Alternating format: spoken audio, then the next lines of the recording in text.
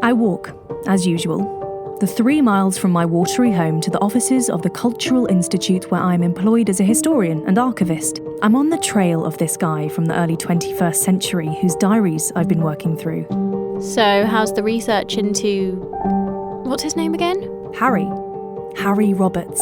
You're fascinated by this guy, aren't you? And the period. Break from Europe. What did they call it? Brexit. Yeah, it was short for British exit, although no one ever seemed to call it that. Look at me, Harry. Look at my face so I can see you've heard me. I don't want to be anyone's guilty secret. Militia.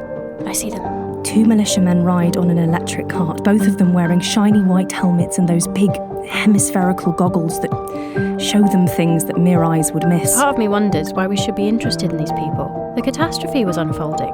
The air was getting hotter, the ice was melting, the forest fires were more frequent. It's nice to know that these 2 lonely people found something they had in common, but do we really care?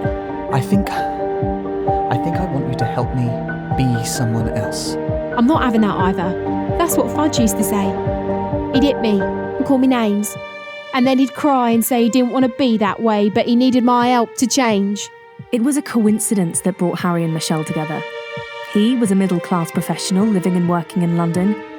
She was a hairdresser from a small provincial town in East Anglia. You look worried, Cal. It's a bit deviant, isn't it, Zoe?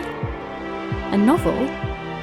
That's definitely not what they pay us to do. They pay us to reconstruct the past, and that's what I'd be doing, isn't it? I'm just saying, conjecture, guesswork, fine line between history and fiction. And we're definitely not paid to write stories. We create the world from fragments all the time. We get it wrong, of course. But if you're not prepared to make guesses, there's hardly a world left at all. Just act normally, and let's talk of making up history.